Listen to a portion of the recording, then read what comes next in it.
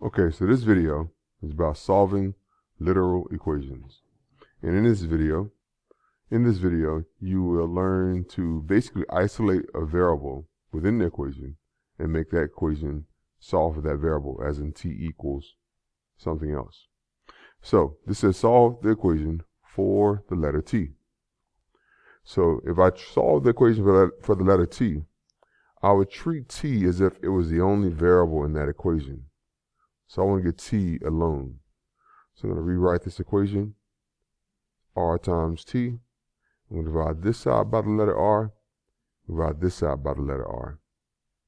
The reason why I'm going to divide both sides by the letter r is because if I divide this by the letter r, these r's cancel.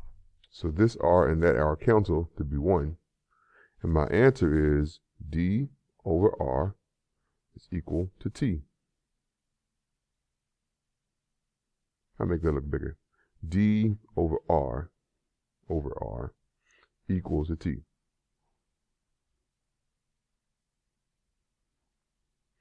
So that will be the equation solved for t. All right, so this is what solving literal equations is about, isolating a variable within that equation. Let's do another one. I'm about to erase the screen. So if you need that as a note, I'll copy it. Okay, so here's a new equation. It says solve the equation for the letter r. And in this equation, r is here. And even though I didn't put a times sign, it says p times r times t. So if I'm going to solve that for the letter r, I'm going to treat r like it's a variable, the only variable, and divide away everything else. So basically, I'm going to divide this side by p and t. Divide this side by p and t. P times t. So by doing that, in my new equation, the p's and the t's should cancel to be 1s. So this p cancels out with that p to be 1. And that t cancels with that t to be 1, basically. So you don't really have to write the 1s, just know that they cancel. So that gives you I, and this should be an I over p over t. So I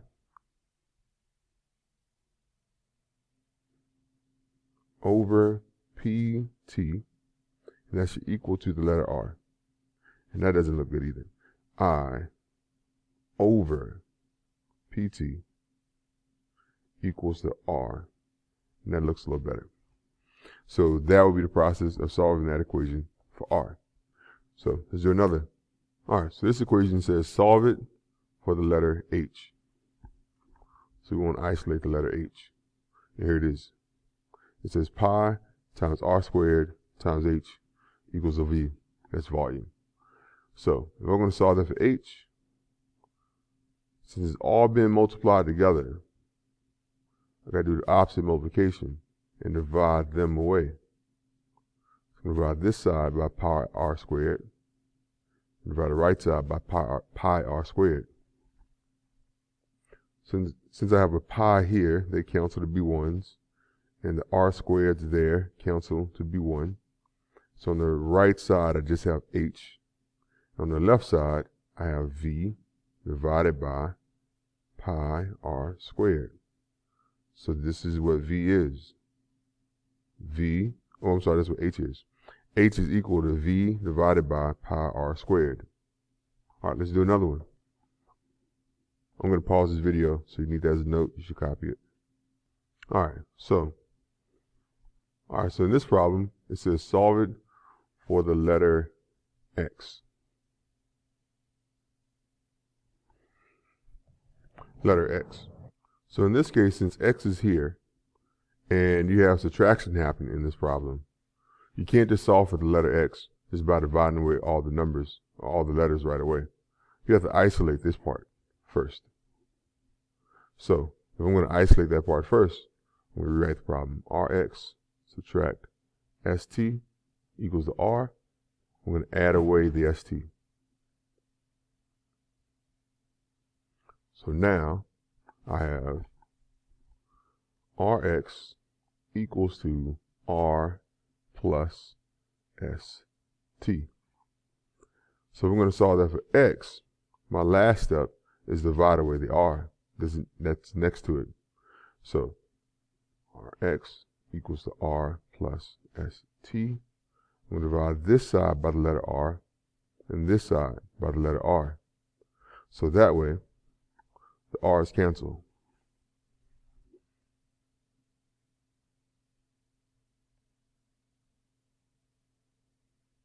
So this R cancels, leaving with just X on the left side. I'll put it over here.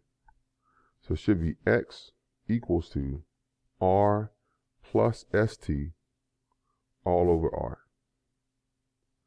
Now I know what X is in terms of all the other letters. All right, let's do another. All right, so in this example, it says solve the equation for the letter L. And here's the letter L. So to begin, I need to isolate this term with L in it. So let's rewrite this. P equals a 2L plus 2W. And that's really perimeter equals twice the length plus twice the width. That's what all those letters mean. But we're going to isolate it for L, length. I would first subtract away the 2W. And that will give you P subtract 2W equals to 2L. And my final step will be divide away the 2. So P subtract 2W equals 2L. And I don't want to keep this L there, this 2 there. So I'm going to divide both sides by 2. And that allows the 2's to cancel. And my final answer should be P subtract 2W over 2 equals 2L.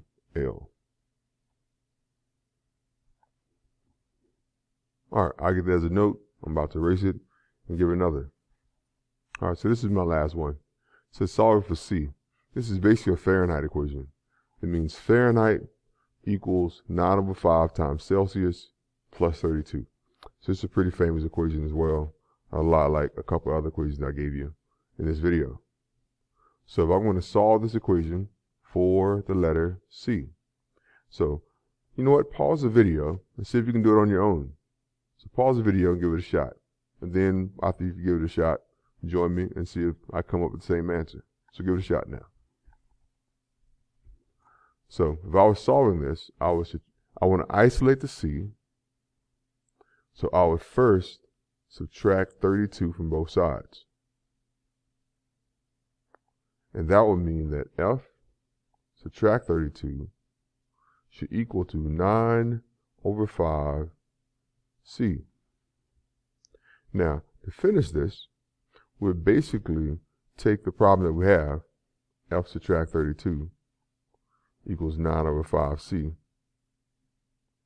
and I'll divide away the coefficient, 9/5. So if you actually divide by a coefficient, like a fraction like that, it basically means to multiply by the reciprocal. So by divided by 9/5, that basically means I'm multiplying by the reciprocal of 9/5. So in my next step, these cancel, and it gives me F subtract 32 divided by 9/5, and that will equal to C. Now we can't leave it like that because you have a fraction in the denominator. So what that means is 5/9 is the reciprocal, and I will multiply by F subtract 32. So if you're dividing by a fraction, it means to multiply the numerator by the reciprocal of that fraction. So the fraction was 9/5, so multiply the numerator, F subtract 32, by that reciprocal. All right, so those are all the ones I have to give you. I'm going to give you one to try on your own. All right, so here you are. All right, so this problem you can do, I'm going to tell you the answer after you finish it. It says solve the equation for A, and write your answer in terms of b, x, and 5.